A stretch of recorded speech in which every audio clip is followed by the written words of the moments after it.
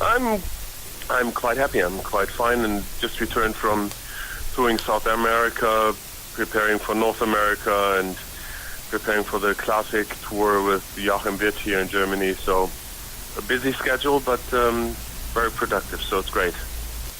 Like I said, you know, in the middle of touring, and I'm always preparing new concerts and hoping for great new opportunities to play some crazy places in the world. Like this year, Canada for the first time. We played a couple South American countries we've never played before.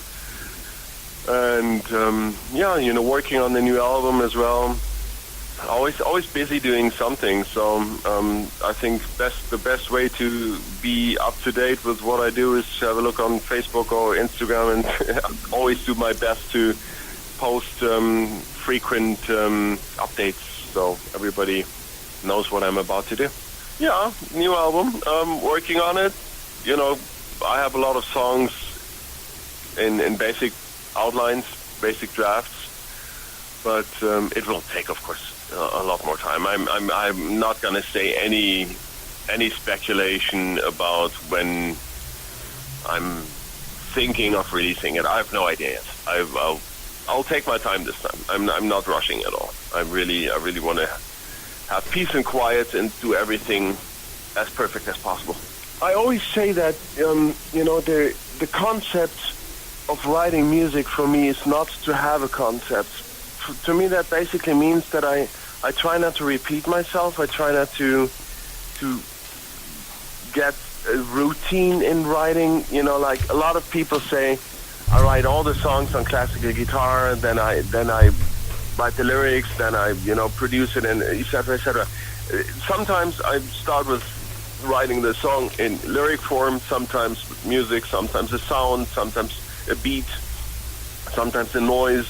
It's always different, and I really love that freedom to music, that I can do whatever I want and use it as inspiration for a new song. That's really what I find great. And sometimes it's an idea or just a basic feeling, a mood, and that's enough to write a song. And then I sit down in front of the piano, guitar, keyboards, drums, whatever. You know, and that's the freedom about writing, about the writing process, and that's great. It's not a conscious decision, you know. It's not like I sit down and say this is what I want to do. It's basically more a process, a creational process, a flow, a movement. You know, it's not like I sit down and say I want to do exactly this. You know, it just happens. It's like the weather. It just happens. Yeah, you know, sometimes the conceptual frame for an album is great. Like Nigredo, for instance, was very conceptual. Probably the most conceptual album we've done so far. Yes. And that is great. It is amazing to work in a conceptual frame like that. But it is very hard work and very tiring, and I have to always make sure that every song is moving within this frame of the storyline. And sometimes writing an album where each song stands for itself has more freedom, and sometimes I prefer this, sometimes that. It's just also, again, a matter of the mood, a matter of what am I into, what is the current state of mind for me, what do I want to talk about? Is it a lot of subjects, a lot of little topics, or is it just a major idea that I want to come across with? For instance, also Heleniden was a conceptual album, and a few others too. So I like conceptual works, but I also like albums that just consist of separate songs. No, like I said, it varies. It differs. Sometimes it's really cool and very exciting to have a concept because you have a very precise subject to write about. But sometimes that also has a sort of limitation, and this limitation can also be a little nerve-wracking, a little. It has boundaries, you know. It puts you in a frame, conceptual frame, and that frame can be both exciting but also tiring. You know, it's a very nice and very polite question, but success, it's always very difficult to measure success, you know, when you work so much and for such a long time, and the development you go through is a development that goes step by step. It was not like overnight we became big or whatever, you know, it was just a very slow process. So, day by day.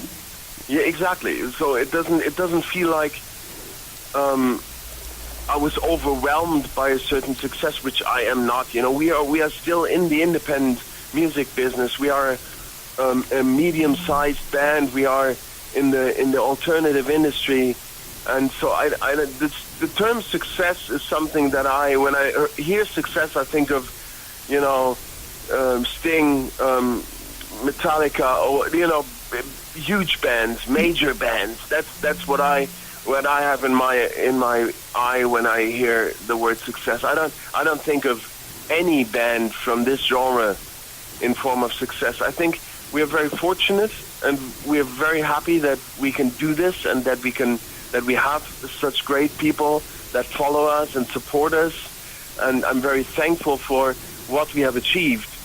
But I don't put the word success to it. I put other values to it, like thankfulness or like appreciation. But success is something that I think is a different thing. It's a different measure. With music, I mean, there's lots of stuff that I still want to do.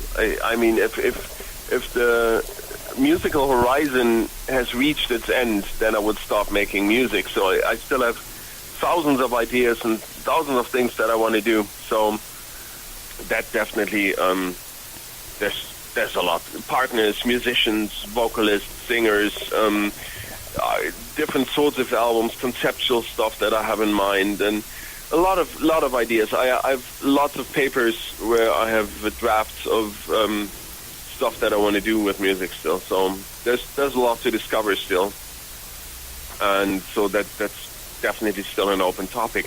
About private life, personal stuff, or others, I think I would like a few months without work at some point. You know, doing just whatever, enjoying personal life and just seeing the world and visiting places that I love and visiting friends that I love, and so that's definitely something I want to do a little more in my second half of my life.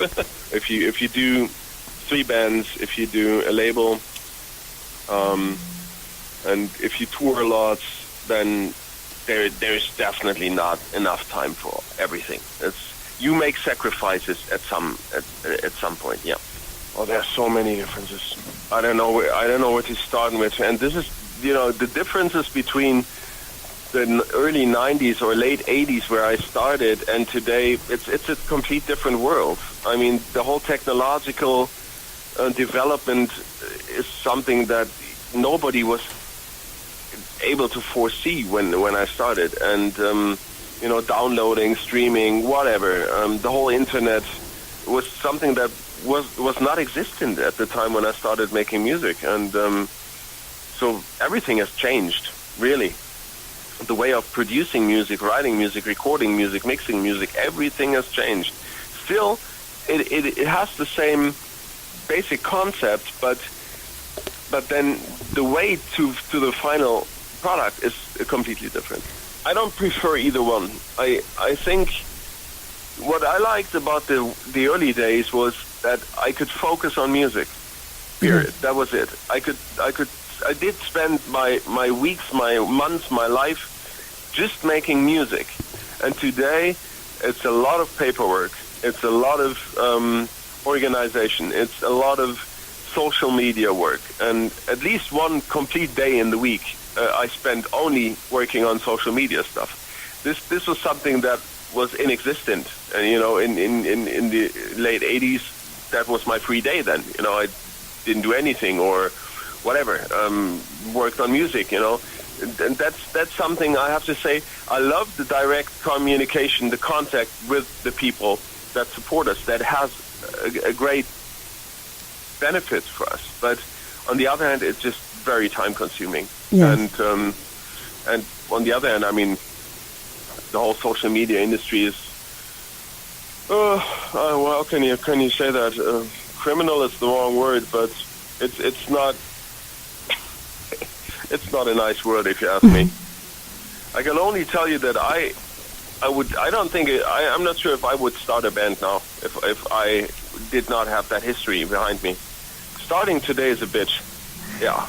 There's so much you have to do. There's so much you have to know, and you have to be really, really good and really, really smart and clever to be successful these days. And in 80s, it was enough if you were a good musician. If you were very introverted, it didn't matter. Nobody was really able to see you.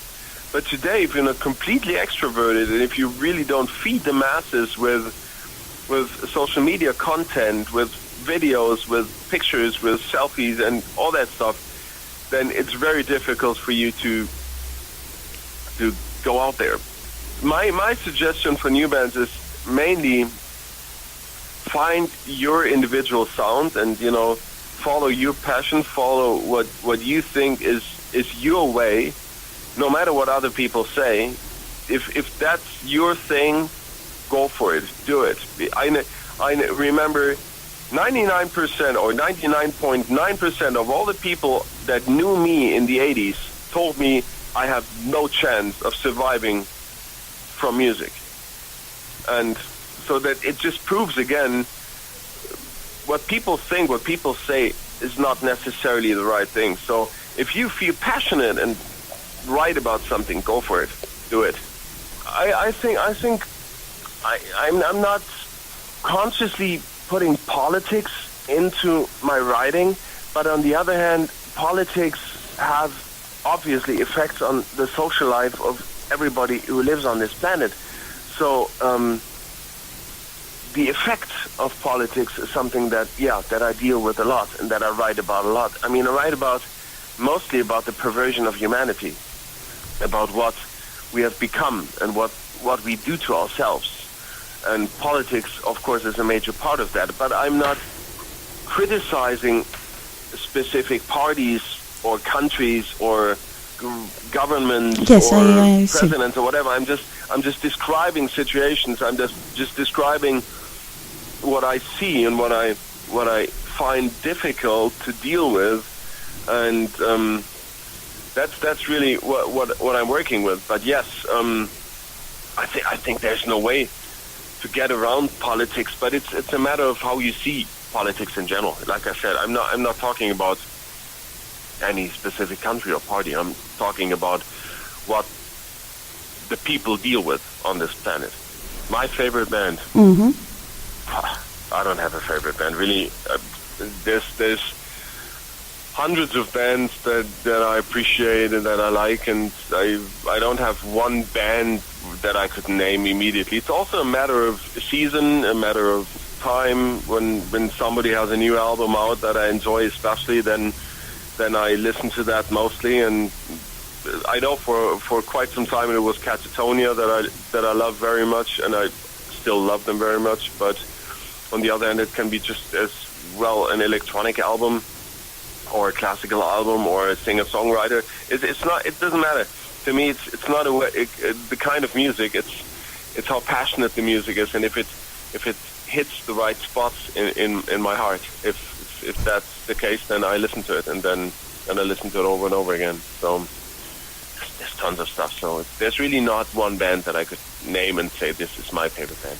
Well, obviously I hope very soon, because coming back to Greece is always like a little like coming home, because we have so many friends in Greece, and we've been playing in Greece for so many years.